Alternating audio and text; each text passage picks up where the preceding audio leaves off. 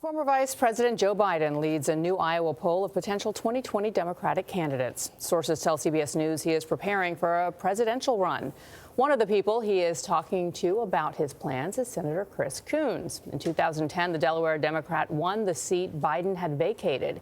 And only on CBS This Morning, Senator Coons joins us at the table. Senator, good morning. Good morning. Last week, the vice president was reportedly at 95%. I know you recently spoke with him. Is he moving closer to 100? He is moving closer. He's someone who I am confident is going to run. I'm optimistic he's going to run. Everything is being put in place, but that last decision, which, understandably is a big decision. And what is his message going to be? Well, it's a simple and positive message. Think about it. From my perspective, the worst thing about President Trump is that he sees divisions in our country and he cracks them open. He exploits them for his own personal and partisan advantage. Joe Biden is someone who sees the differences in our country and inspires us, reminds us of the ways in which we've overcome them in the past, and will lift us up. I personally have witnessed him comforting and encouraging Americans who've suffered great loss. He knows how to get back up when knocked down, and he's going to restore our place in the world, respect for the presidency, and leadership by the president. Do you think that he should run, Senator? There's one school of thought I've heard among some Democrats that his time has passed, he's a little older, and that maybe his time would be better spent rallying around someone who he really believes in, since there are so many candidates. What do you say to that way of thinking? I've heard that argument, but frankly, first, there's another person his age who's getting tens of thousands of young, excited people in the last campaign. He has more experience.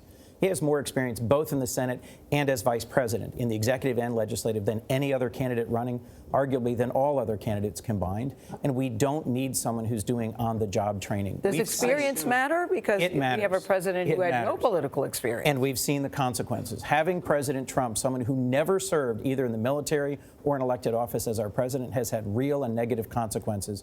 I was at the Munich Security Conference a few weeks ago. It was obvious how much of a command of the world stage Joe Biden would have as president from day one. I assume you're talking about Bernie Sanders when you talk about the other candidate who's older. The fact that you won't mention a colleague's name suggests Joe Biden is running and you're already on Team Biden. Let me ask this question, though. Forget about age for a moment. Joe Biden represents an older style way of thinking about the way government works in Washington. He's a creature of the Senate. He talks about that Mike Mansfield story. Everybody has a story. Everybody in the Senate, even your biggest enemy, is...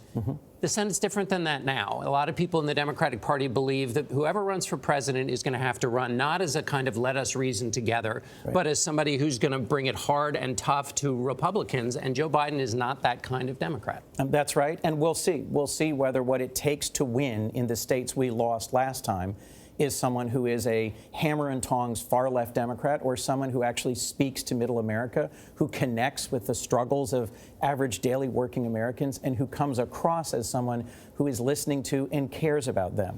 What I've noticed going around the country is that our primary electorate wants to win more than anything else, more than they want ideological purity. And if we're going to win in Pennsylvania, in Ohio, in Michigan, in Wisconsin, I think Joe Biden is exactly the sort of candidate who connects with the average American, because he doesn't talk about Republicans as if they're evil and horrible. He will figure out a way to lead us forward. That's a political argument for getting votes. But what about working in Washington as it exists now, in a world where, to get things through the Senate, people would argue that there are not willing partners. Republicans would argue that you guys aren't willing to work with them, and vice versa. That seems locked in.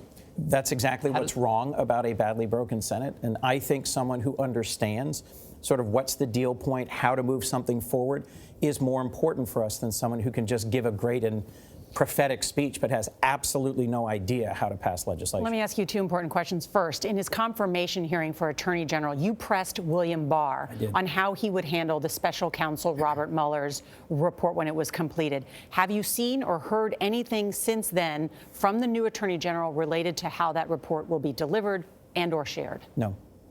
Do you believe it will be shared with Congress? I hope so. He did say that he will lean as far towards transparency as he thinks the law and department regulations allow him. If he doesn't fully release the report, I know there will be prompt actions by many of us in Congress, first to press and then possibly to sue, to have that released, because I think it's essential. I am hopeful that Attorney General Barr understands the consequences for the country if it is covered up. And as a former law enforcement official, do you believe a sitting president can be indicted? You know, that's a legal question that I'm not going to reach this morning. Okay. But I do think the odds that he will face indictment once no longer president, given the actions underway in the Southern District, now in the state of New York and in other districts, I think is steadily growing. You know, people, when are we going to hear this report?